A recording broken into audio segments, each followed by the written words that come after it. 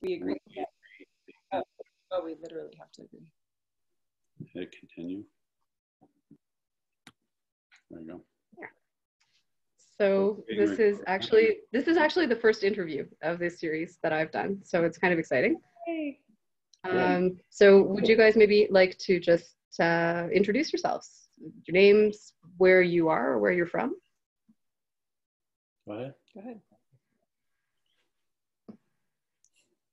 No, you go first. My name is Kimberly Beck, and I live in Golden, Colorado, on a little 1-acre ranch with this young man and 3 horses, in which we do nature-based therapy and Gestalt therapy and nature-based mentoring here. Good. I'm Duey Freeman. Live again up on Lookout Mountain in Colorado. In addition to what Kimberly said, I support her in what she's doing, and I do Gestalt equine psychotherapy on our property. We have 2 horses and a pony, and we have a little cabin up the hill where the horses are that is our office, and we work out of there as well. And that's right in the middle of the paddock with horses. So everything that we do is nature-based and land-based and in my case, equine-based. Okay, so okay, so the first question that we sort of have for you is, who are you as a person? What are some of your qualities or your passions or your particular interests? Not just Gestalt, like as a person. Got it. Go. I'm incredibly passionate about relationship, about wilderness, about horses, about living as simple of life as possible.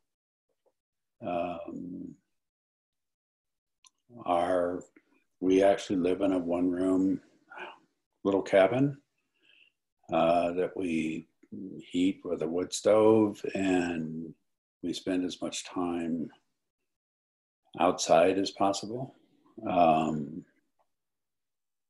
Let's see.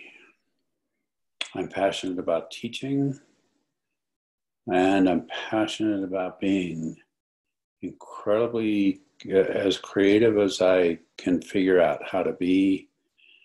And from a therapeutic standpoint, I'm most passionate about undomesticating therapy and not sitting in an office and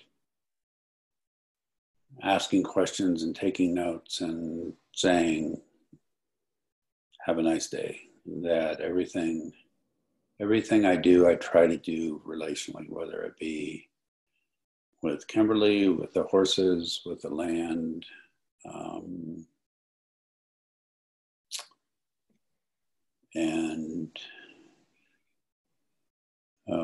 One of my main passions in that is not only the therapeutic work with horses, but also I love working with horses. I love riding.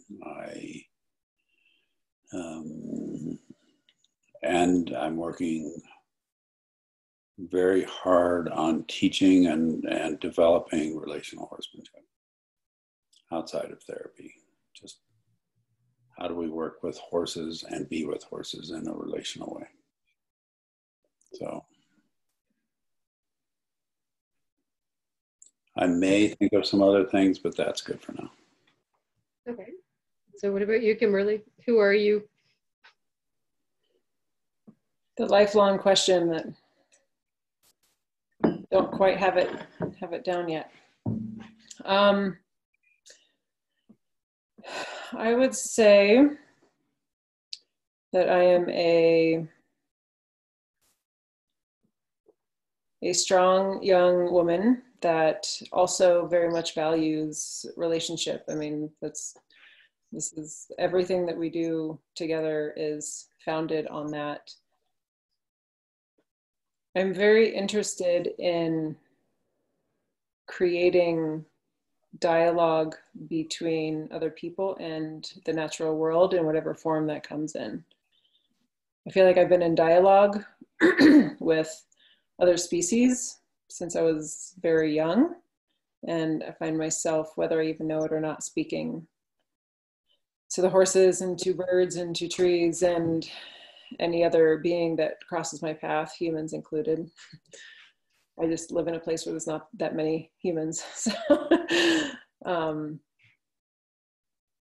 that has been so enriching for me, is dialogue. And it has been very central to my sense of what community means and what togetherness means. And so a lot of, regardless of whether I'm doing nature education, nature connection, or nature therapy, I'm always promoting dialogue and relationship between people and the rest of the world, which is what I was just doing 20 minutes ago with a 12-year-old little girl client. We were dialoguing with the Douglas firs on our property and with the horses. So I am not, as though I love and I care for our horses that we work with, I don't work with them as much as far as horsemanship goes. That's a big passion of Dewey's, though I have been doing more riding lessons lately. A significant personal passion of mine is the study and relationship with plants.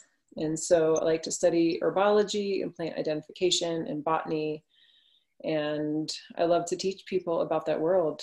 And it's usually the plants of the world tend to be kind of the wallpaper that people don't pay attention to, but there's so much life and there's so much medicine in there on every level in the plant world. And I love opening up that world for myself, because I feel like, I mean, I've only tapped the surface. There's over 300,000 kinds of plants in the world. And I know a lot, but I still know about 0.25% less than that.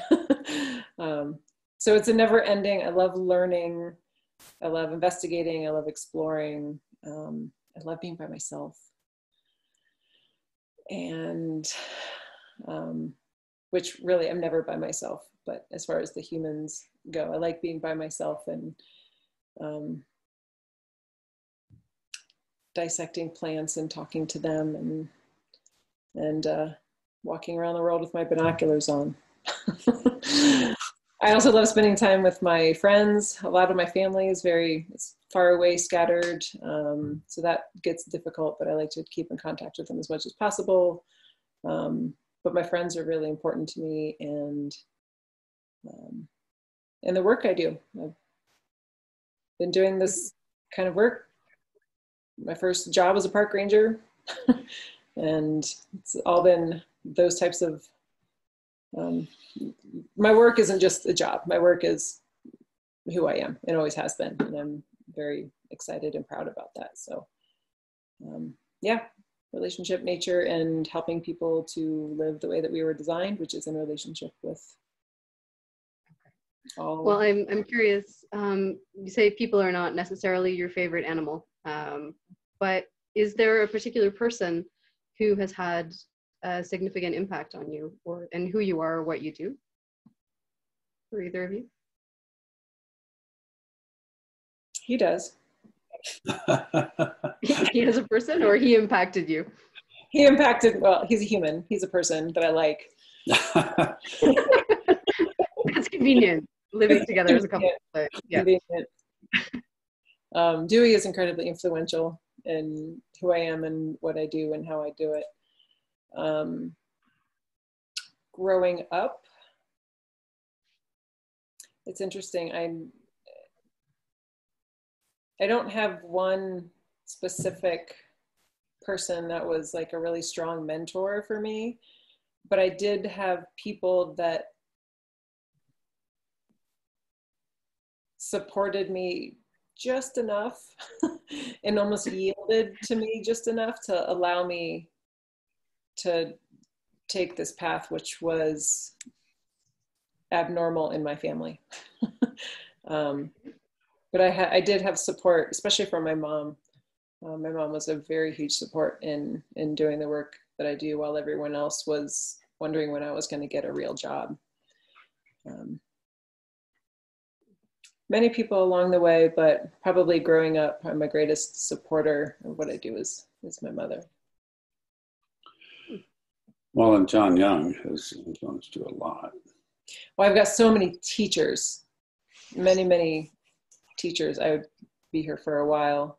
But yes, John Young, Tom Brown, another man named Ian, John Stokes, yes, all of those teachers. Thank you. What about you, Duey? Do I? What about you? What about you? Well, I actually also, like, Kimberly is also a native plant master and master naturalist. She plays down some of her knowledge and her abilities. Kimberly's pretty amazing in what she does, and combining all of what she has learned. And so Kimberly influences me a huge amount, and I've learned a huge amount from her. And even to the point to where we are running the Gestalt Equine Institute of the Rockies, and where we have built in a whole nature-based segment. And one of Kimberly's statements was, we can work with horses, but we can't work with horses without working with the ground that they walk on. And so Kimberly's influenced me a huge amount, and has shifted a lot of what I do, and shifted in the way of more inclusion of land and nature-based work into the equine work and wilderness work that I've done and do.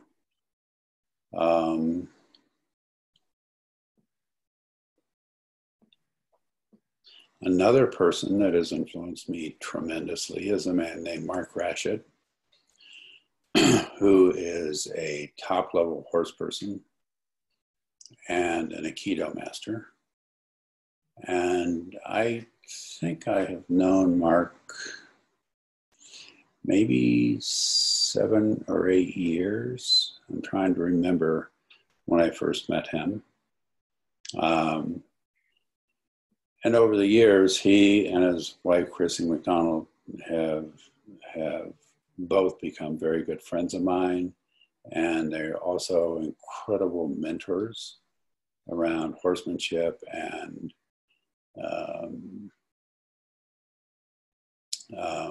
I was leaning the way that I was leaning before I met Mark, but he created openings and created support for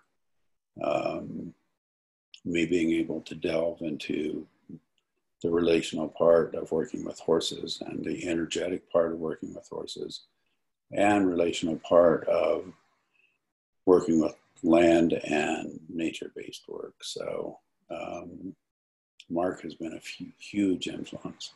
And in fact, I'm fortunate enough that one of my horses is a horse that Mark owned before me. He was one of Mark's horses to work in clinics with, and through a series of events, it was, Mark called me and said, "Hey, I'm here. You're looking for a great horse." And so one of my horses is Moondash, who was previously owned by Mark and Chrissy. So let's see, there have been other people that have been hugely influential, but but not in the way of mentorship. It just, like along the way, I'll learn little pieces from various people. A very dear friend of mine named Duey is a person who's not particularly a mentor. It's more like where we sort of mutually mentor each other. And we've known each other and worked together and been friends for over 40 years. So he would be another person who's deeply influenced me. Okay. Okay. Well, another question would be if there has been a particular circumstance or an event in your life which you feel has really shaped who you are.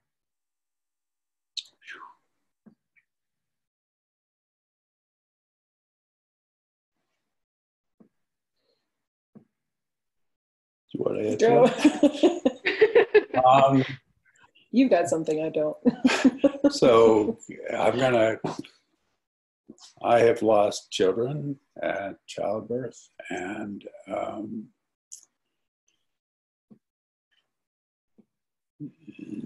that I don't talk about this that much. But that process changed, and that loss changed my life, both in terms of losing a child at childbirth, and also after that I went through a process of adoption, and the little girl that then the woman that I was with, that she and I were going to adopt, was born very ill, and through a whole series of events,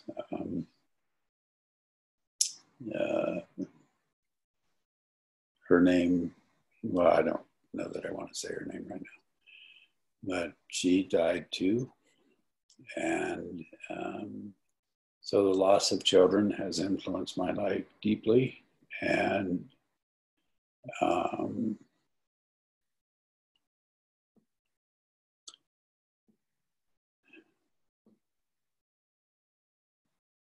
I've been through a lot of other things. I've been through injuries and other losses, but all of those are minor compared to the loss of children. And so it's one of the reasons why when I have really, when tough things happen, I sort of go, yeah, these are tough. And it's not the same. It's like, if I know that I've been able to go through what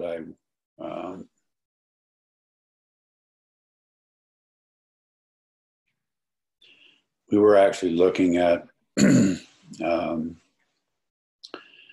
together looking at doing some survival skill training, and I've done a lot of wilderness work. And a lot of people have asked me in the work that I do and where I've taught,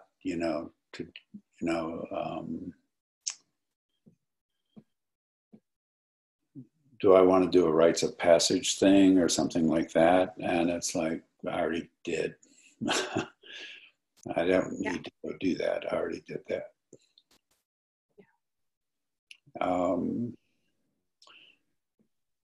So it also enables me to work, and I say this to people, there isn't anything that someone can bring up to me that I don't feel like I can handle, like therapeutically, or when we were in Mexico working, it was like whoever brought anything up, it was like, I know I can handle whatever comes. And I know that because of what I've gone through. And the other thing in that is that I've had tremendous in my life from friends, and actually Duey, the man I mentioned, was one of my greatest supports in that loss process. And so he and I have gone through a lot together. But yeah, that's been a life events that have shaped and affected me on every level that you can imagine. Yeah. Well, and this was our first breakfast conversation when we met. You asked me how many kids I had, and I said, well, right now 2. Used to have 3. So I don't have to imagine it. And I understand that. Yeah, exactly. And when you said that, it was like, oh, I get it. Yeah. It was kind of like, oh, well, now you can bring whatever you want with me too. I can take it. It's yes, not a competition, but it's true. It's a understanding in life, and yeah, I understood. I got it. Yeah. So, and I've had tons of other things and great experiences and wonderful experiences and other tough things. But that, if I'm gonna look at one major process, one major event, because it wasn't just an event, it was longer. It's a process. Yeah. That's it. And again, and I know that you know this, it's like, yeah, I can deal with pretty much anything after that. Won't always be easy. It won't be the most fun thing in the world, but I know I can handle it. And so, yeah, that's a big deal. It is. Well, thank you for sharing that. You bet. Thank you. What about you, Kimberly? Do you want to speak to that or anything else? Anything about yourself, your events?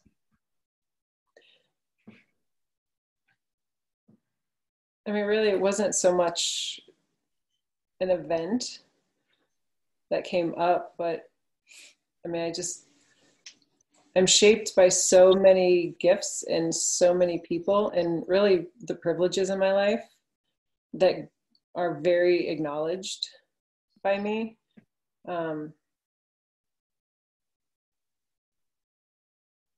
I make sure that I'm shaped by them.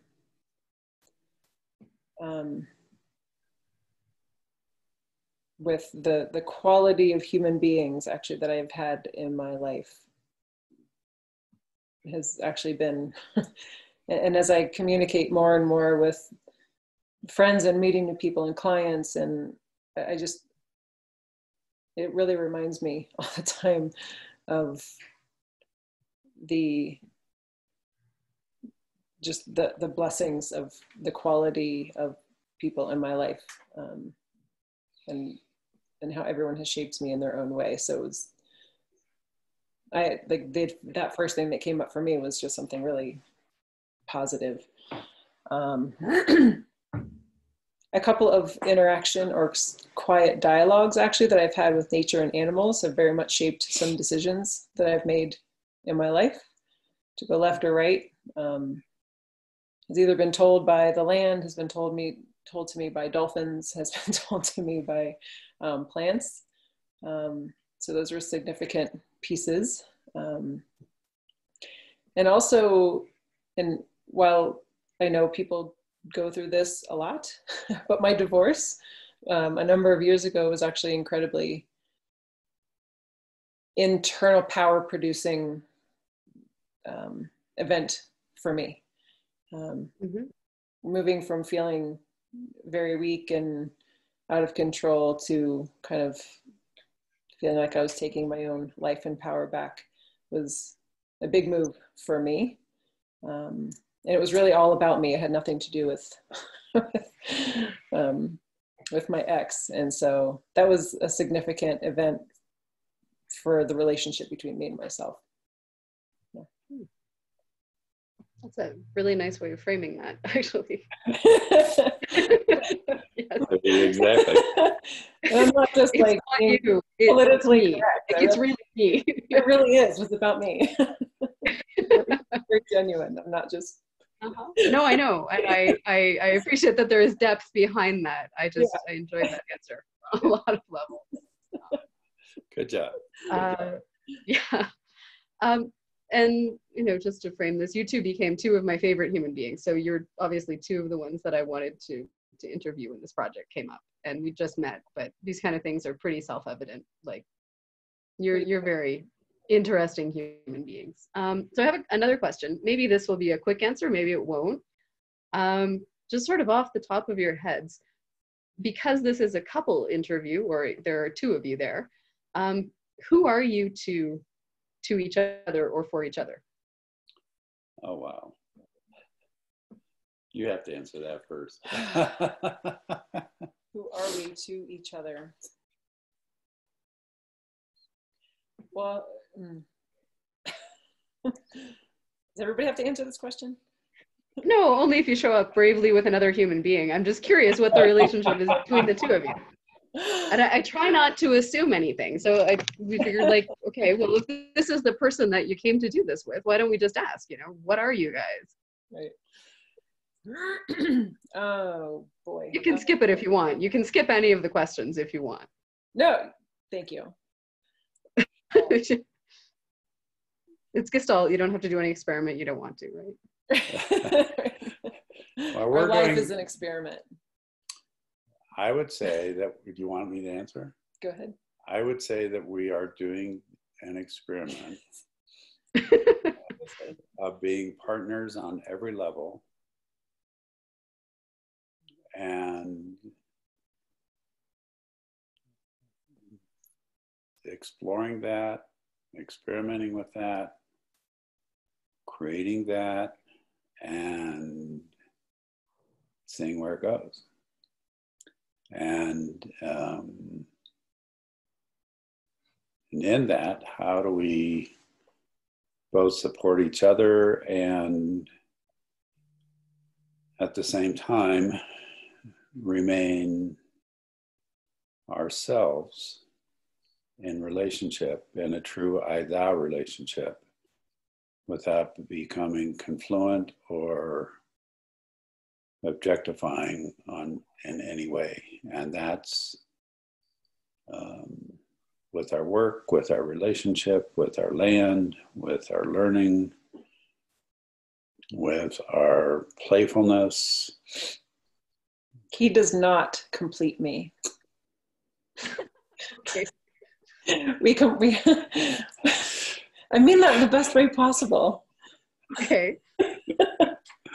You might need to elaborate now. We don't get to say you had This isn't a Jerry Maguire, like, you complete me.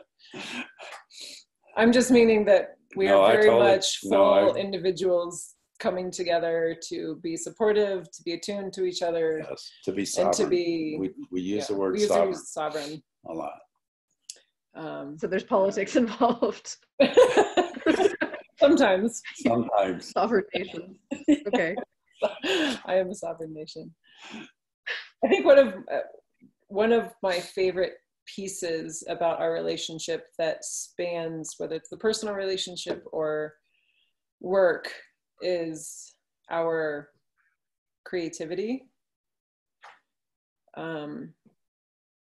We've been together for over 5 years, and we literally can still sit down every single day and talk for hours and hours and hours. And it's super creative, and we're always thinking about what's next and always trying to help each other in each other's work, and how to be more creative. He's teaching me equine stuff. I'm teaching him more nature-based stuff. And we're literally total cheerleaders for one another. There's no just nodding and smiling and saying, "That's nice, honey."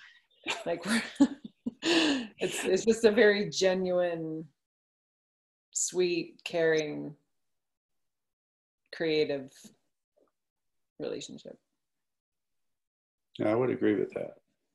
And on both on the helping each other with what goes on therapeutically in the work that each of us do, also what goes on spiritually with each other, what goes on in nature-based work with each other, and all of our own unfinished business. Yeah, and all of our own stuff, and like getting through the day and making meals and picking up manure. We're really good at picking up poop. We're very creative. Very creative ways of picking up manure. Especially when there's 4 feet of snow, which now we're It down. usually is. And now we're down to about 2 feet because we've had warm weather. I swear to God, it's been snowing since I met you guys. That's like a year and a half ago. Every time we talk, it's snow. That is true. It's always snowing here. Yeah. Okay. But yeah, and that what you guys actually just described completely fits how I experienced you and how I saw you, and I really enjoyed that. So well, thank you. Glad that's how you describe what you're doing. So yeah. Well, the other part, one of the pieces I love the most is that we laugh a lot. Mm-hmm. Yes. Around really stupid things, but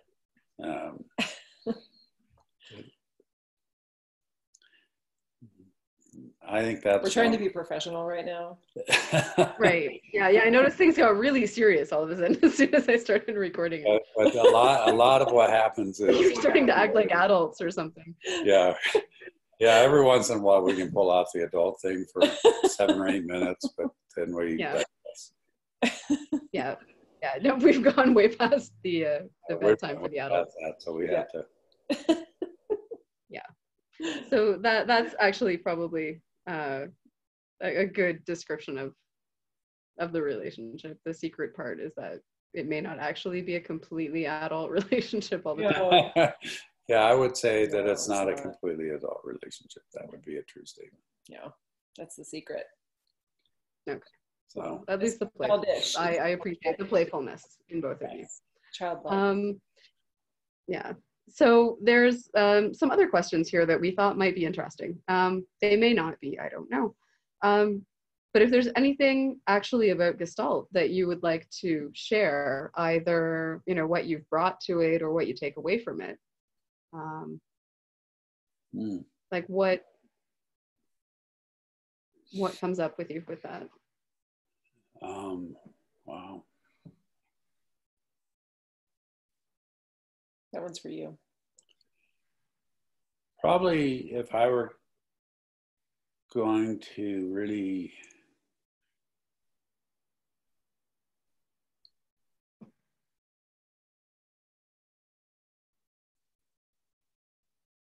what I have actually tried to do from a Gestalt perspective is one actually bring in a workable developmental theory and theory of attachment that is workable from a relational place and a practical place that can be woven in with everything, all of the other theories of Gestalt. And I feel that wasn't when I started looking at developmental stuff like years and years and years ago. That wasn't my intent.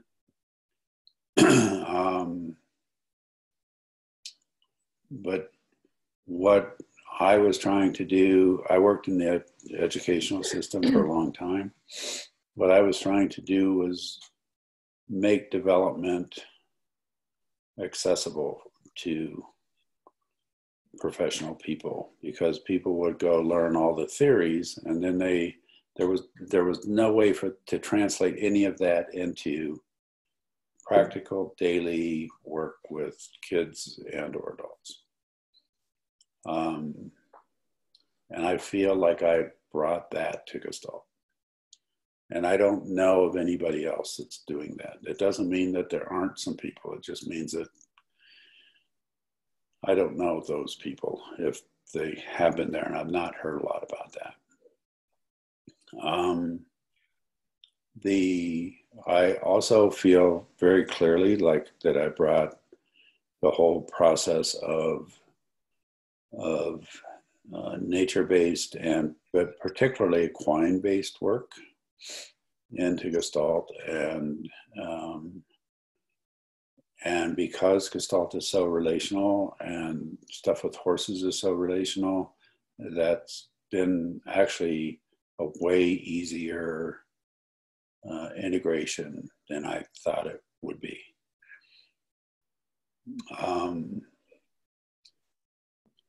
The other thing that I brought in, I think, into Gestalt is that I actually see, I don't walk around going, there's only Gestalt and you can't do CBT, or you can't do EMDR or those kinds of things. That's not my perspective.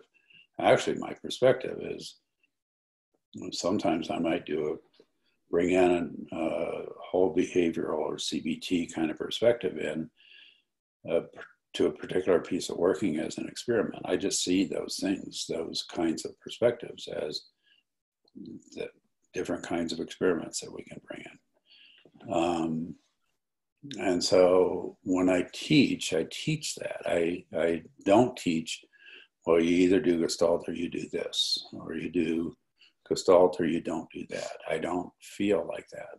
Gestalt to me is a big enough umbrella to integrate and incorporate so many kinds of processes that we don't need to do a separation thing. And what's been interesting is that Kimberly's talked about all the nature-based stuff is a paradigm of separation. And I mean, that phrase I heard from her first, and it's like, I don't think we need to have that. And, it's either Gestalt or this, or it's CBT or that, or I don't think that needs to happen. The other thing I think of, and I don't know whether I brought this or I just bring probably my own particular piece of this is the thinking out of the box and trying to be as creative as possible. And it's like,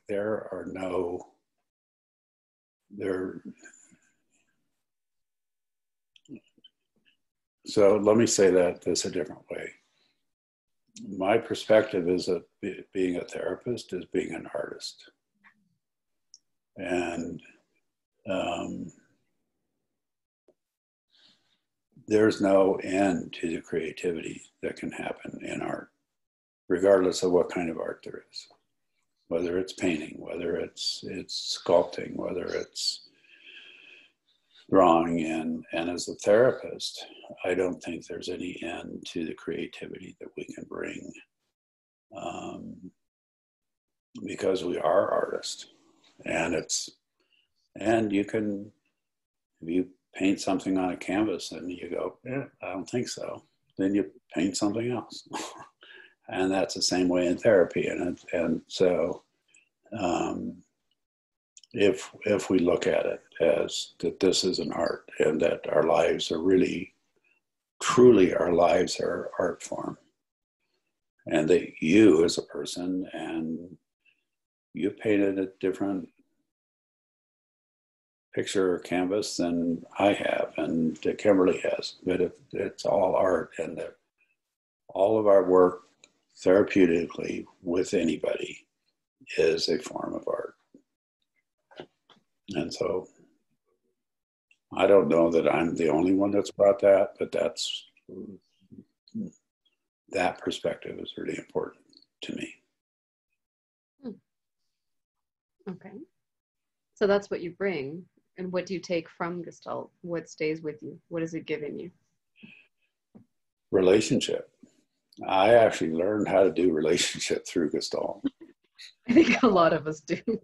Yeah, and it's like, and the biggest piece is, and I don't know that a lot of people talk about this, is that the idea, the concept that self is formed in relationship is when I sort of first got that, it was like, I literally went, oh my God. And I said it in a lot more crude words than that, but I'm not going to say on there. It was like, whoa. And the fluidity of relationship and the fluidity of self and literally embracing that is, to me, that's mind-boggling. And that's the biggest thing I'm taking away. And like how to do that and how to make that an art form. And sometimes how to fail at it and that be just as growth producing as succeeding at it. So that would be the big thing I've taken away. And I think the other thing, I mean, in my master's degree, which I'm not going to tell you, it was in the 70s when I got my master's degree. But it was like everything was behavioral. And when I found Gestalt, it was like just Gestalt itself was, and then everything that came after that, which was the art and the relational stuff. And it was like, it, in many ways, saved my life, I think. Being able to look at life through that lens and relationship through that lens. So.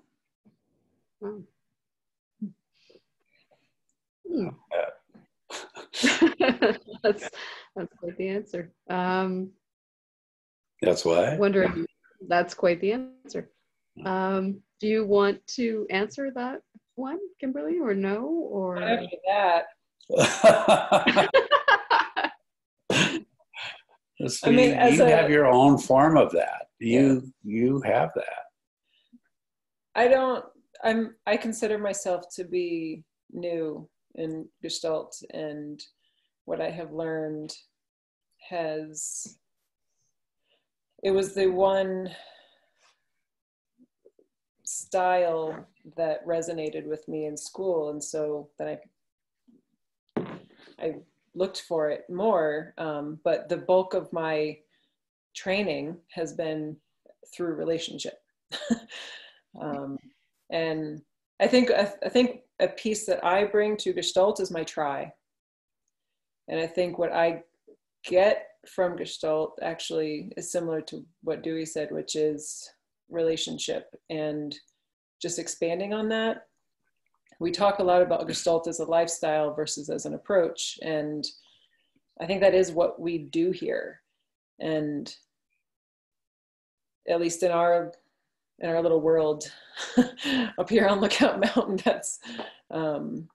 that's what we do here. And there is no amount of training that can happen to teach what I've learned just over the last couple of years in being in a relationship with somebody that literally is Gestalt. And we also teach an institute. And so it's, I mean, I'm getting, even though I bring my piece of the work that I do, I'm still learning even as I'm helping to co-facilitate every now and again. And so yeah, I think I get out of it relationship, and what I put in is my try. Is your try. My try. Meaning my try to honor the precepts and the core concepts of Gestalt as a relationship-based way of being. Okay. Wow. So the next thing, and this is probably maybe the last thing, would be if you have, everybody has stories. Like if you have a particular, maybe Gestalt based, or just one of your favorite moments or challenges or highlights or one of the things that you're like, oh, this is my favorite Gestalt story? Do you have one? Well, I don't It's know like, I remember one. If it's how much time you have. My favorite one is when Kimberly walked out of the class okay. years ago. I was hoping you'd share another one. She apparently came back. I came back. I did come back. About 10 years later. That's hilarious.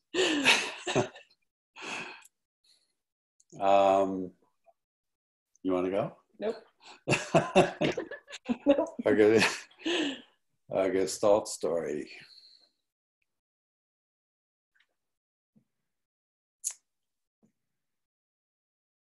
Or a particular moment in therapy that you were involved in on either side of the dyad, I guess.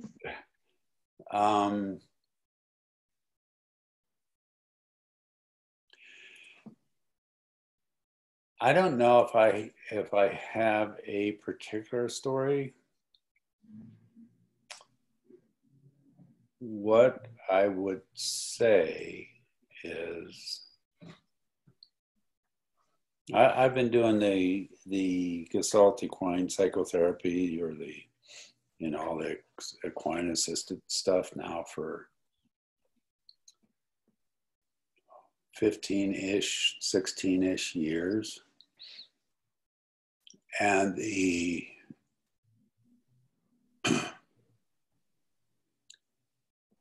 countless times that in the middle of something, a horse or horses have walked up or interacted with me or clients or a family in ways that have been uncanny and in ways that have been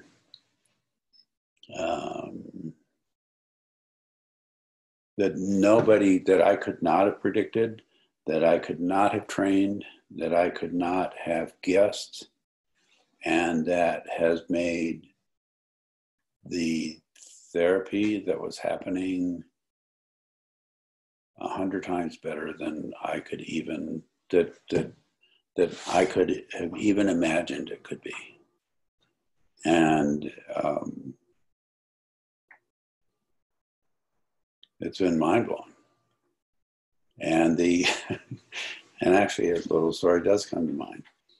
There's a 15-year-old girl that I work with and her family, and she came in, and Moondash is one of my horses, and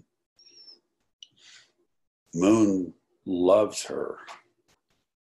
And she had just walked in the gate. Moon walked up to her and was sniffing her, and she spent 20 minutes going, "Get that horse away from me."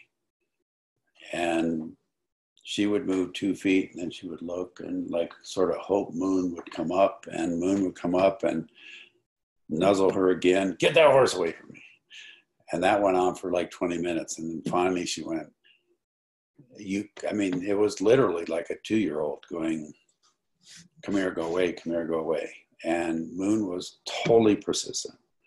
And then we walked up the hill, and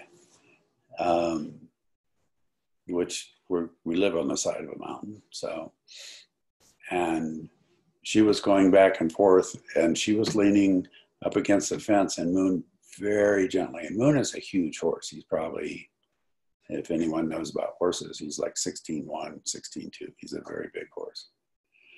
And he very gently, just with his hindquarters, leaned up against her.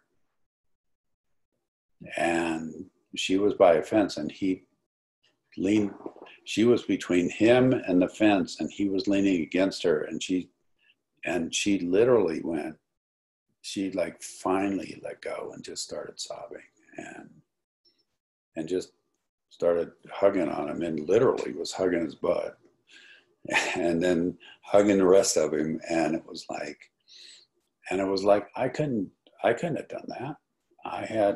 It was like, he did it all.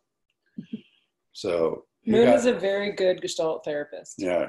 And he was doing experiment after experiment, relationship after relationship. And it's like, and then, you know, for the next month, every time she came, it was like, so you're going to like put me between his butt and the fence, and then she would go try and get him to do it. And then if he even came close to her, it was like, don't do that, get your butt out. But it was just like this incredible process. And it's like, and it's, I couldn't even come close to being able to do that. And it's like, you can't train a horse to do that. He figured it out. And all I did was just be there supporting it all. And so, you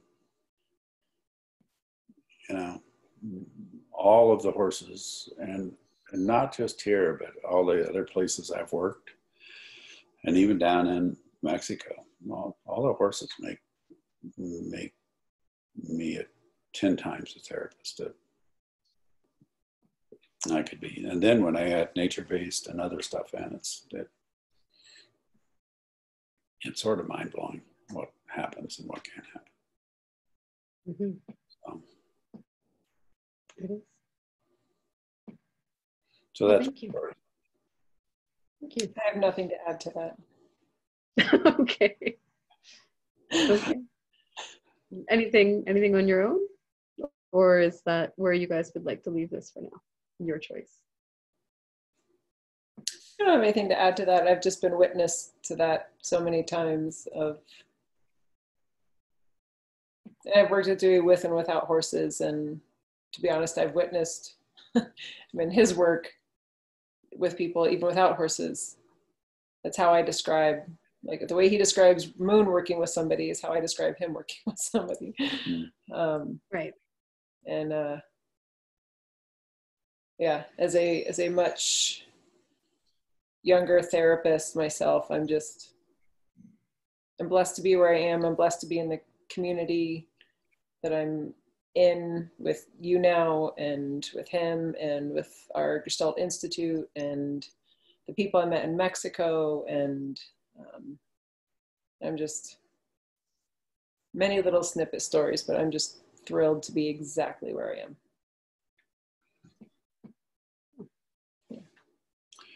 Well, thank you.